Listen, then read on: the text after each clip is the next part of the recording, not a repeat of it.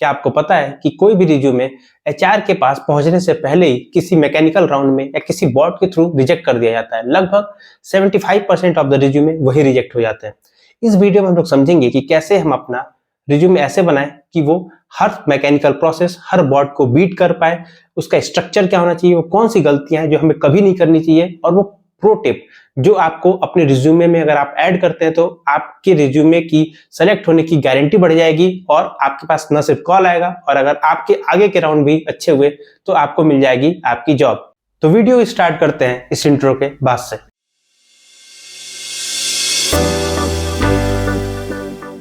तो जिस बॉट की हम बात कर रहे हैं उसका नाम है एटीएस फ्रेंडली रिज्यूमे। ये बहुत ही ट्रेंडिंग और बज़ वर्ड है। एटीएस का मतलब क्या होता है? Applicant tracking system. अभी क्या हुआ, आज के टाइम में इतने सारे रिज्यूमे एचआर के पास आ रहे हैं। एचआर भी सिर्फ उन रिज्यूमे को एंटरटेन करना चाह रहे हैं जो उस पर्टिकुलर रोल और उस पर्टिकुलर पोजीशन के लिए ज्यादा रेलिवेंट हो। हमारा काम एज ए यूजर या एज ए कैंडिडेट क्या है कि हम ऐसा रिज्यूमे बनाए जो हर तरीके की मैकेनिकल, हर तरीके के बॉट वाली प्रोसेसेस को बीट कर पाए। तो हम आगे डिस्कस करेंगे कि कौन कौन सी चीजें हैं जो हमें रिज्यूमे में रखनी चाहिए जिससे आपका एटीएस कीवर्ड अच्छा हो, आपका एटीएस स्कोर अच्छा हो, तो आपका रिज्यूमे भी पास हो जाए। उसके पहले हम ये देख लेते हैं कि हमें कैसे अपने रिज्यूमे को फॉर्मेट करना चाहिए, क्या रखना चाहिए, क्या नहीं रखना चाहिए, किन किन चीजों को इंक्लूड एक्सक्लूड करना चाहिए, और कितनी क्वांटिटी में रखना चाहिए और कहाँ रखना चाहिए। तो विमल, क्या टेक है तुम्हारा? रिज्यूम का फॉर्मेट एक एसेंशियल पार्ट होता है। आप अपना रिज्यूमे का फॉर्मेट ऐसा बनाइए, वो दिखने में भी अच्छा लगना चाहिए, वेल इन्फॉर्म्ड होना चाहिए। रिज्यूमे बनाने से पहले उसकी एक पॉलिसी होती है कि आपको 1 पेज रिज्यूमे फॉलो करना पड़ेगा। नो मैटर आपका एक्सपीरियंस कितना भी हो, 1 पेज का रिज्यूमे ही बनाइए, वही बेस्ट रहता है। तो अभी देखते हैं आपको अपने रिज्यूमे में क्या क्या चीज़ें मेंशन करनी है। तो सबसे पहले आते हैं रिज्यूमे का हेडर क्या होगा। तो सबसे पहले आपको अपना नेम, आपकी पर्सनल डिटेल डालनी है जो होगी अपना मोबाइल नंबर, ईमेल आईडी, आपके कुछ प्रोजेक्ट्स हैं, गिटहब डायरेक्टरी वो डाल सकते हो, लिंक्डइन प्रोफाइल डाल सकते हो, ट्विटर प्रोफाइल डाल सकते हो। उसके बाद आते हैं टेक्निकल स्किल। अभी टेक्निकल स्किल आपको बहुत सोच समझ के डालनी होगी क्योंकि वही मेन चीज़ है जो आपका रिज्यूमे में हाईलाइट पॉइंट होगा। क्योंकि जो भी रिज्यूमे आपका पढ़ने बैठेगा वो सबसे पहले टेक्निकल स्किल ही देखने वाला है कि आपका नॉलेज कौन सा है। अगर आपकी टेक्निकल स्किल बहुत अच्छी खासी है तो उसको वेल डिवाइडेड करके डालिए। जैसे कि अभी एक एग्जांपल देता हूँ, फ्रंट एंड और बैक एंड टेक्नोलॉजी। अभी फ्रंट एंड में अलग टेक्नोलॉजी होती है, बैक एंड में अलग होती है, तो दोनों को डिवाइड करके मेंशन कीजिए। उसके बाद आपको अपना वर्क एक्सपीरियंस, आपने कोई प्रोजेक्ट बनाए होंगे तो वो लिस्ट डाउन करने होंगे। अभी प्रोजेक्ट में आप क्या क्या डाल सकते हो, अगर आपने कोई इंटर्नशिप किया है तब वो उसमें कोई प्रोजेक्ट पे काम किया है तो वो मेंशन कर सकते हो। आपने अपने पर्सनल प्रोजेक्ट बनाए हैं तो वो लिस्ट डाउन कर सकते हो।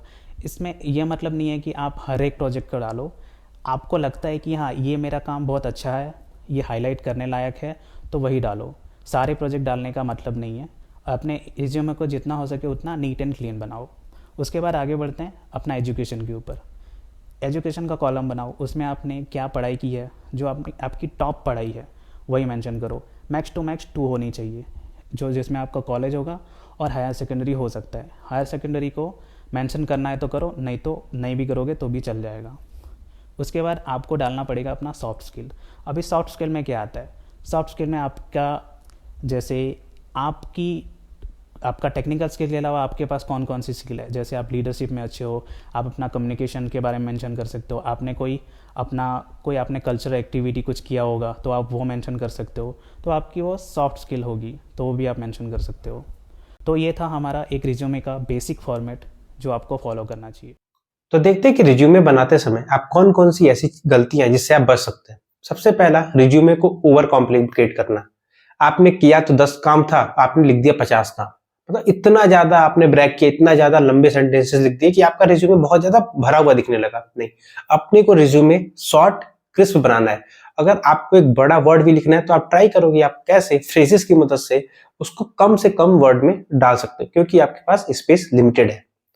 दूसरी मिस्टेक जो लोग करते हैं वो है बेसिक मिस्टेक, कि स्पेलिंग गलत कर दिया, ग्रामर गलत कर दिया। ऐसी गलती हमें नहीं करनी है। हमें कभी भी स्पेलिंग 2 बार चेक कर लेना है। हमें अपना रिज्यूमे एटलीस्ट 2 या 3 बार गो थ्रू करना है फ्रॉम टॉप टू बॉटम, कि ईच चीजें अच्छी हो, उसका इंडेंटेशन प्रॉपर हो, उसका अलाइनमेंट प्रॉपर हो। जैसे अगर आप फोन नंबर लिख रहे हो तो मेक श्योर कि +91 लगा हो। अगर आप एड्रेस लिख रहे हो तो इंडिया लगाओ, अगर आपको यूआरएल लिख रहे हो तो क्लिकेबल हो। ये सारी बेसिक चीजें हमें मेंशन करनी होती है। अगर आप एजुकेशन दे रहे हो तो एक रेफरेंस दे रहे हो, आपने प्रोजेक्ट किया है तो उसके बारे में बता रहे हो कि हमने क्या टीम साइज के साथ किया है, क्योंकि आपके बिहाफ पे आपका रिज्यूमे जाने वाला है। वहां पे मेक श्योर करना है कि हम ऐसे पॉइंट्स एचआर को ना दे कि वही नहीं समझ पाए कि यार इसने क्या लिखा है या क्या हमें बताना चाह रहा है।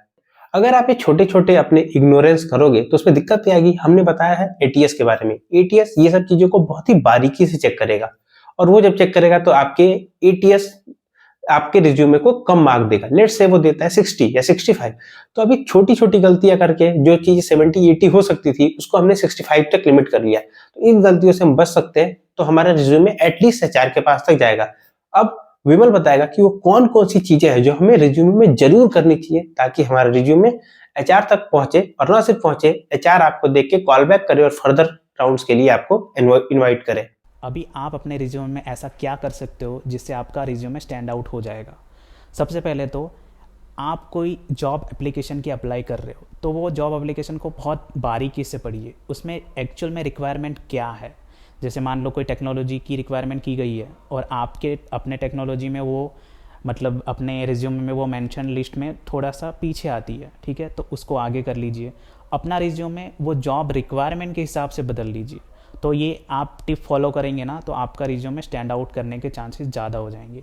इसके बाद और कुछ कुछ कीवर्ड्स होते हैं जो एटीएस फ्रेंडली होते हैं। जैसे आप अपने रिज्यूमे में कुछ भी चीज़ें मेंशन करते हो ना, जैसे आप अपना कुछ अचीवमेंट दिखा रहे हो तो ऐसे सब कीवर्ड लिखते वक्त ध्यान रखो। जैसे आपके रिज्यूमे में अचीव्ड, डेवलप्ड, क्रिएटेड, डिज़ाइन ऐसे वर्ड होने चाहिए जो एटीएस फ्रेंडली माने जाते हैं, कि आपका जब रिज्यूमे एटीएस में जाएगा तब वो बोर्ड अच्छे से उसको डिकोड करेगा और आपके रिज्यूमे के चांसेस बढ़ जाएंगे स्टैंड आउट करने के लिए।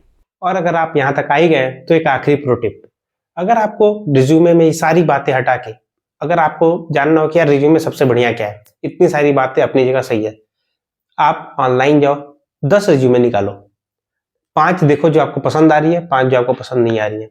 जो पसंद आ रही है देखो उसमें क्या पसंद आ रही है, और जो नहीं पसंद आ रही है उसमें क्या पसंद नहीं आ रही है। जब आप इन चीजों को देखोगे तो आप फिर वही पॉइंट पे पहुंच जाओगे जो हमने डिस्कस किया है, कि जो भी रिज्यूमे बहुत ज्यादा भरा होगा, बहुत ज्यादा इमेज लगी होगी, मतलब अननेसेसरी इंफॉर्मेशन ज्यादा होगा, उसको आपको पढ़ने का भी मन नहीं करेगा। तो रिज्यूमे जितना शॉर्ट, जितना क्रिस्प, जितना एक्शनेबल होगा उतना आपके लिए फायदेमंद होगा।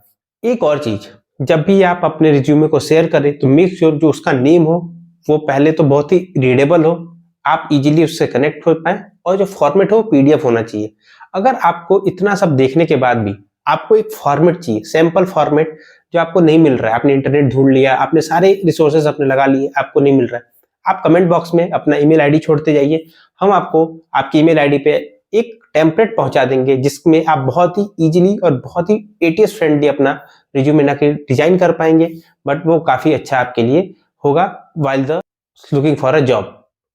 अगर इतना के बाद भी अगर आपको कोई डाउट है, आपको अगर एक सिंपल फॉर्मेट की जरूरत है, तो कमेंट में अपना ईमेल आईडी ड्रॉप करते हुए जाइएगा।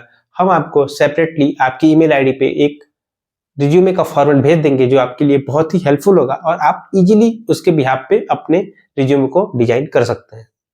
तो ये थे कुछ पॉइंट्स जो आपको अपने रिज्यूमे बनाते वक्त ध्यान रखने चाहिए। आप इतने पॉइंट्स ध्यान रखोगे ना तो आई एम श्योर आपका रिज्यूमे एक्सेप्ट होने का चांसेस बहुत ज़्यादा बढ़ जाएगा। स्टिल आपको कोई डाउट्स है, आपको कोई कन्फ्यूजन है तो आप हमें कमेंट सेक्शन में पूछ सकते हैं, हम आपको ज़रूर से रिप्लाई करेंगे। तो आई एम होपिंग कि आपको अपना नेक्स्ट इंटरव्यू कॉल जल्दी मिले। Nothing is more important than your time.